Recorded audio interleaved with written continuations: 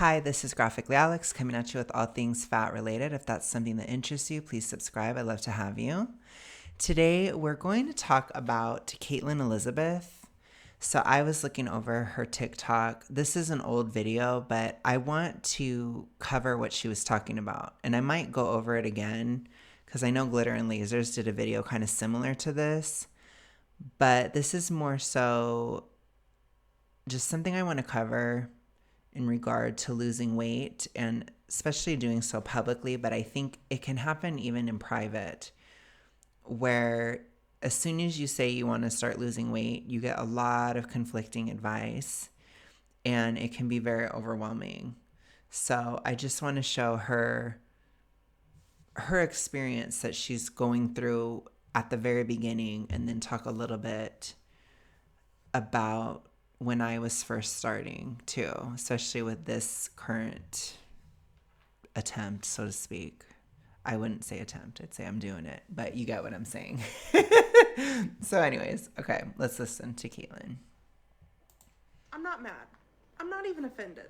Don't come for this person. Don't do anything. I'm using this as... Okay, let me make sure I read the comment. So the comment says, please research intermittent eating. It is very helpful for weight loss. This poor girl is very seriously obese and losing weight is an emergency. So that's the comment that she's not mad at. As an example. I really think that you were coming out of a good place, but here's the thing. You missed the mark. And I'm not being mean, I swear. I hate it when I try to better myself. It's a pet peeve of mine. You know, I might not be on day 365, might not even be on day 90 or day 60 or day 30.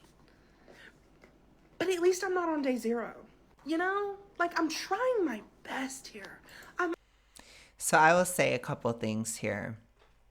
I totally understand her perspective, but I think because weight loss is something that is so often attempted and failed, and when you put it online, it's really tricky. And she does acknowledge the online aspect. I'm not really criticizing her at all. I just want to kind of add my perspective.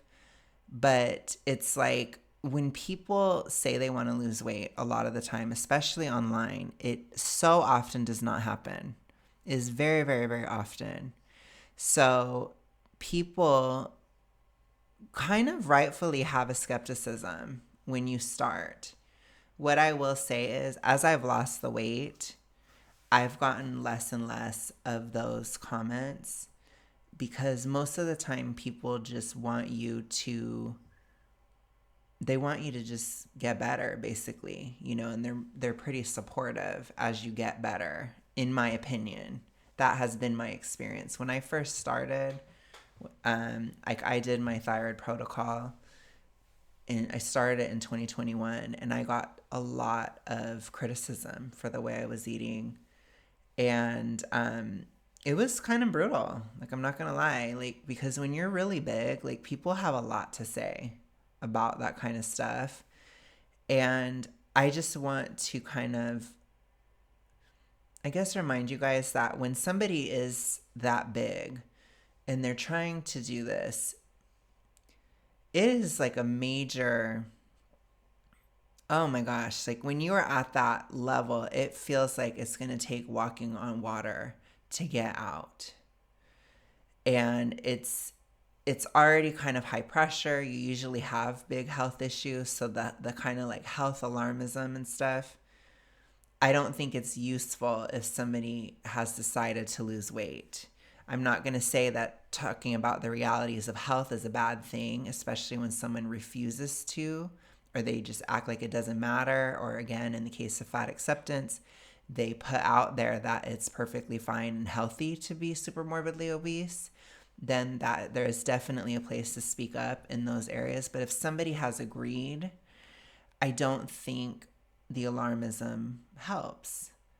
I think when it comes to weight loss in general, this is just my advice from, you know, if you're an outsider looking in, you want to reduce anxiety. So my blanket advice in general, if you see a very fat person that is trying to lose weight, don't give them advice or criticism that can increase anxiety. Always try to keep the temperature in the room lower, in the sense of like, don't raise the stakes, don't be freaking them out. Don't freak out somebody. Don't talk about, don't make comments about loose skin. Don't make comments about potential. Well, this could happen, that could happen. Don't do anything like that if somebody's really big and they're trying to lose weight. Most of the time, what is needed is just the person needs to process everything. And if they reach a point where they stagnate or they start to struggle, and then they ask a question, that would be when you could give advice, in my opinion, where it'd be most likely to be heard. But I understand the nature of the internet, and she does too, like I said. So it's a tricky place to be. This also, like I said, it happened to Glitter and Lasers. I may cover that video at some point. I've wanted to for a long time. But I did want to talk about this aspect because it does occur, and it's very overwhelming, basically. I'm only on day 2. I'm still trying to figure out what works for me. Do I like afternoon walking? Do I like morning walking? Do I like walking a couple days and then going to the gym? Hell, do I want to walk and go to the gym? It's very hard because you have to, when it comes to weight loss in general, and when it comes to health and things like this, it is really, really, really individual. It's extremely individualistic. And I think online, for some reason, there's a lot of like collectivist mindsets, and a lot of like people view things as groups, and they get really into the statistical side and like all this stuff. And weight loss just doesn't work that way. Weight loss is extremely individual. You're going to have to figure out what works for you, period. And,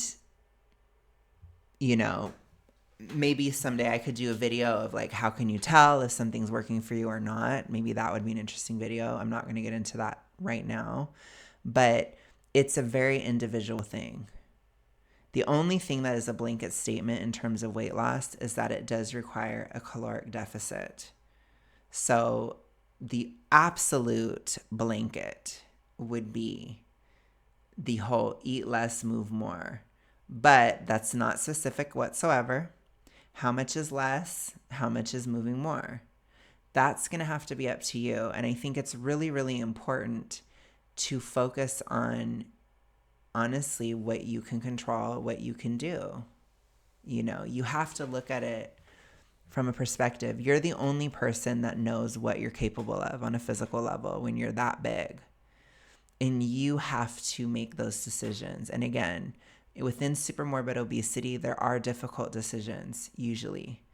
And you have to assess risks a lot. It's a part of being that big, especially if you're getting very, very unhealthy, like I was, or if you're in a very difficult situation financially, like I was, or if you're having a lot of headwinds or facing a lot of criticism, like I was. It's tricky when you're starting in that sense because you haven't really taken a root into any one aspect. So I'm imploring you, if you are a very, very fat person that is trying to start to lose weight, understand that it's going to have to be individual. It will have to be really, really catered towards you and individualized, basically. Because even like for me, I talk a lot about a thyroid protocol that I do, but even within that, there's not hard limits or hard lines. There's no guidelines on macros. There's no guidelines on a lot of different things. There's just a few different principles that I do in terms of diet. Most importantly, avoiding seed oils, as you guys have heard me talk about all the time. But apart from that, I've had many, many different kinds of diets throughout the journey. And what I started as would not work for everybody. It wouldn't be necessary for everybody. I was eating a lot of very hyperpalatable food. I was having like potatoes fried in bacon grease and, bacon and things like that. I was having candy and juice and things because I was very dead. It's hard to explain, but I had no energy whatsoever. So I needed to eat like that to get enough energy to even live. But you have to remember too, when you're really, really big, you have a lot of calories to work with. And so you have to kind of do what you have to do. Again, I was extremely hypothyroid at that time. I don't eat that way anymore necessarily. Like I obviously I have more limits now. Um, you know, I go through a lot of phases where I don't have candy at all now, for example. Like that's like a big change, or it's just a lot less. Like I'm kind of in a phase right now where I'm like, I don't want candy. I kind of talked about it in one of my health updates where I'm more protein focused now, and I've been having gelatin a lot. So it's like, but I've changed. There's been times where I've been lower in protein. There's been times when I've been higher in fat. Things shift as you go. And my best advice is to not worry so much about the actual macros and worry about reaching a balance of nutrients that work to where you can stay in that deficit, because it's very hard when you're very, very big. And if it changes, it changes. That's fine. I think that's one of the biggest myths of weight loss too, is that you have to stick to a certain macro profile the entire time you lose weight, especially from a huge size. That's not true. If you need to change things so you can maintain the deficit, then change things, because I've had to do that a lot. Like I said, I was struggling and I had to up my protein now. But there were times where if I would have had too much protein, I would have been hungrier. So I think it's important to understand, like, you're going to have to monitor it. You're going to have to change things up sometimes.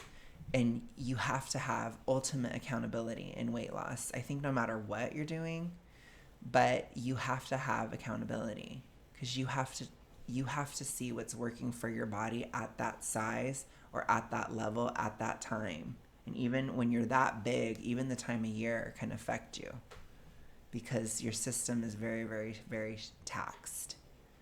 So let's continue. I'm trying to figure out what fitness routine is working for me before I start. Yeah. She has to figure out, or she had to figure out, where she was even at on a physical level. What is she capable of? What's a healthy challenge versus overdoing it or not doing enough? And she's young, so she could probably do some stuff, So I'm not, but sometimes when you're older, you can't do as much, or, if you're really sick, like I said, I could not exercise for a while. It was after I started my diet, it took me 6 months, and then I started being able to exercise again because I was so sick. And then I did. So everything that I've needed to do, I've made sure that I've stayed accountable, and I've incorporated it and added things in when necessary and leveled things up as were necessary. So you have to do that, basically. There's always shifting. You have to think of it as more dynamic rather than static, because I think when we try to force a diet to be static, especially, like I said, I'm speaking primarily from somebody who's like her size. It's like a very, very big size. When we try to make things very static, it can create issues if we start to get hungrier and you need to change your macro profile. And it's okay. So I think, yeah, it's just important to really focus on the overall deficit and being within that moderate deficit, because that will get you there over time. It's going to take a long time too, but anyways. Incorporating the diet. Is that going to take longer? Hell yeah. And it's going to take me a couple weeks to figure out what I love and what works for me, and hell, maybe it's a whole bunch of things. But I really want to stick to this time. I really want to finish it out because I've done this so many times and I've never finished it, obviously. You know? And She's made great progress, by the way. I think she did. I saw she started taking a semaglutide recently. But she lost a lot of weight without it, and I don't know where else she's at now, but she's had a lot of weight loss and she's kept it off, and that's, almost 2 years. So, misproving the FA logic there. I really want to do it. Disproving it, I guess. At this time, I want to get a group of people together. I want us to go walking. I want to go play tennis. I want to go play volleyball. I want to do all the things that I can to make exercise fun. So I can, like I said in a different video, so I can do the stuff that I can't do now. So I can go to a Titans game and watch them play and not have to worry about the seat. So I can go to a I think a lot of people don't understand how limiting it is when you can't fit in a seat. It is just horrible. Like, I just recently this year, I went to a play, and I just barely fit in the seat. It was like back in February, and I barely fit into it. Like, this year has been the time where I've lost enough, where I've started to be able to re-enter society in a lot of different ways, in ways that I couldn't prior. Like going to a play, I'm going to see how the plane is, right? I haven't flown yet. But, all those different levels of things, people don't tend to think about it if it's easy to take it for granted that you fit into a theater seat because you just don't even consider it. I think I talked about when I went to Cheesecake Factory, I sat on a wicker chair and I was okay. And wicker was like not okay for me. And it was like, so I've had a lot of those moments this year where it's like things are becoming more possible, and it's weird, but it's good. But I don't always know where I'm going, kind of thing. It's very confusing. It's tough, I'm not gonna lie. And then you add to that, like, social dynamics start shifting and things start changing, which I'm still kind of figuring out things and what's happening. Because people start to see you differently, or they start to treat you differently. And it's weird. And at the same time, I'm trying to navigate just physical reality too. Like I said, like, I have no idea what that flight will be like. And it's like a lot of that stuff you can't just know. You have to like do it. You have to live it, So it's tough, but she's in the phase at this point where she doesn't fit into it. And a lot of times when you are really big like that, you think about how much it's limiting you all the time. And I don't think about it as much now. For me, it's just like I feel like I'm walking around in the dark a lot.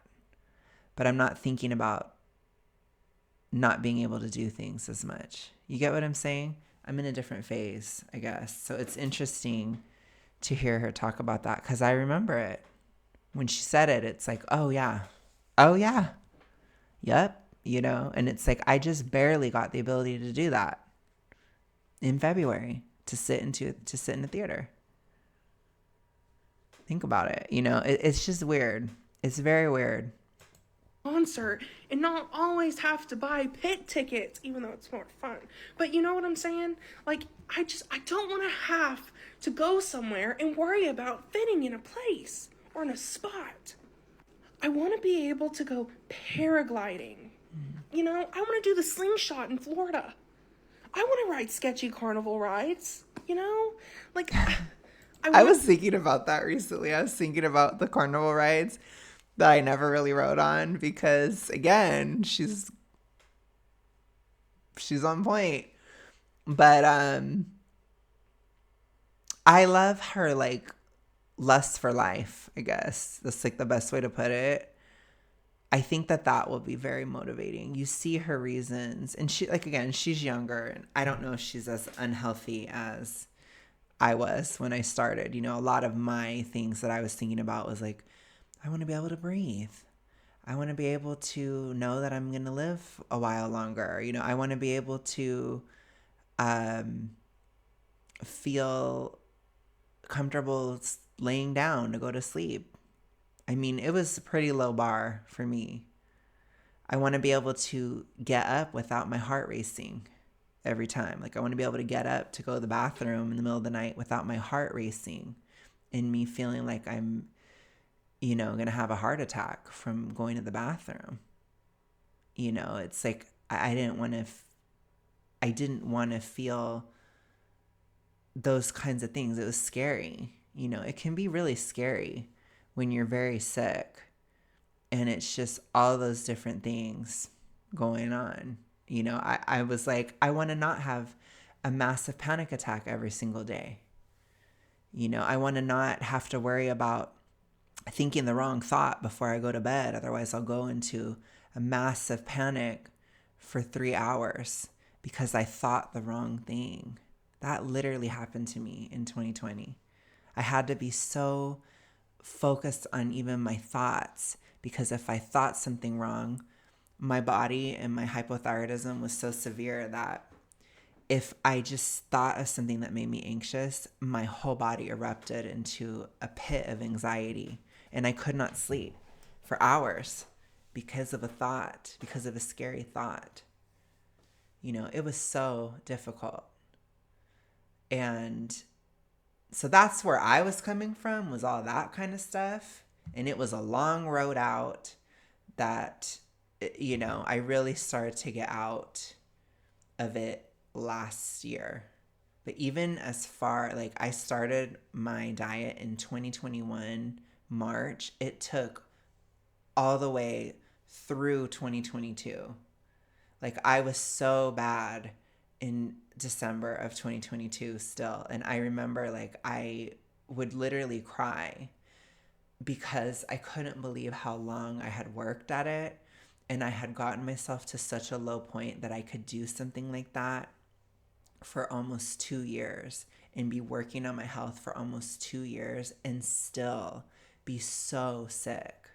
It was horrible. And I would think of like all the things I ate and all the things I did over the years. And I had such deep regret because it can be, like I said, she's doing this younger. I'm happy for her. I think she's going to have a much, you know, much more linear path than for me, but it was very difficult when you're in that very bad health state.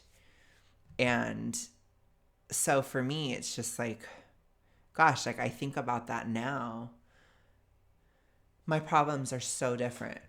My problems are all social issues, or they're being nervous about flying on a plane, or, you know, being overwhelmed that there's so many options and there's so many things, and how much my world is opening up. It's like I'm starting to become extremely mentally overwhelmed by it all. But it's not like a negative, it's not like a scary feeling. It's just overwhelming. And my brain is rotting. I feel like my brain is rotting from everything. But obviously, I wouldn't trade it for the world. Like, I'm so happy that I'm better. But it's like, wow, you know, because then it was also like last year, I had to focus so much on practical issues, financial problems. And I still have that too this year. But it was very overwhelming last year to have to like pick up things that I had let fall behind over the years I was trying to get my health in order. So it can be very overwhelming throughout the journey, but you rise to the occasion and you can do it. You can do it, and it's still better. I'm still in a better place. But it's like when she was talking about all those things that she wished she could do, I'm thinking, hey, maybe I can do that now. Maybe I can do that now. It's like, I appreciate this. I appreciate it. Because I'm like, maybe I can. I don't know. When do you reach a point where you can just do all these things, right? It's like there's no hard line. And I don't know anymore. And that's what I'm going through right now. So, yeah, I appreciate this. I want to be able to do all these things, and I can't right now. And whether or not I'm doing it on your terms isn't your business. And I'm not mad, I swear, because I really want to stick to it this time. So I'm trying to take it one step at a time. Once again, I think she has. Rather than running the whole marathon and getting burnt out. So before you start preaching your PhD in calorie deficiency, maybe just hold it in next time. Maybe keep it to yourself. And I know I subject myself to this type of criticism because I'm putting everything on the internet, but this is why I'm doing it. Everybody needs to know that everybody holds you to a different standard, and everybody's going to have something to say about it. It's very true. Very, very, very true. But that's true in general. So people are like that regardless. But in terms of like weight loss, it's definitely relevant. And you have to, first and foremost, understand that it's going to be an individualized approach. And I think that that's something that we need to accept as a society, because people tend to make very big blanket statements on what people have to do to lose weight or not have to do to lose weight, or these kinds of things. I do talk about certain things and certain ideas and things that I have and what has worked for me, but I never cared if anybody else listened to it. You know, it's just a perspective. It's something to look at. And ultimately, I think the success or lack thereof shows. You know, I would just tell a fat person, if you are really, really slowing down, and it's okay to slow down, but if you start to regain a lot, and I mean a lot, like let's say you're regaining for like 6 months, that's a very bad situation. You get what I'm saying? It can happen a little bit here or there, because when you're super morbidly obese, you put on weight really easily. It's usually water, obviously, unless if you're eating a lot. But if you're not eating a lot, then it's not. You might just be bloating up for no reason. I mean, it's really difficult. But really focus more on like hunger, and if you're able to do your deficit or not, or like those kinds of things, energy levels, stuff like that. You have to look at that. And if something is off, then like I said, adjust. And if you still don't know what to do, then I would ask somebody for advice. And I think I think we should normalize saying like, hey, like, I'm so glad you're doing this. If you're ever struggling, I have some thoughts I could give you, but you're going to be fine right now, and just do what you're going to do. And that's basically, we should have an approach similar to that for somebody who's just starting, because like I said, you don't want to raise anxiety. And just say, you could even say throughout the time you may have to make things a little bit stricter as you continue to lose. And if you want any advice on that, then just ask me and they'll remember. So that would be my suggestion. But you do what works for you, because we're going to be a skinny queen. And however we do that doesn't fucking matter. I'm not mad. It's not that it doesn't matter at all, but it matters that it's done healthfully. And if it's done healthfully, then yes, that's good, if that makes any sense. So this was interesting. I wanted to cover it. Thank you, Kaitlyn, Elizabeth. And I will see you guys again soon. I hope you have a good rest of your day, night, etc. And I will see you later. Peace.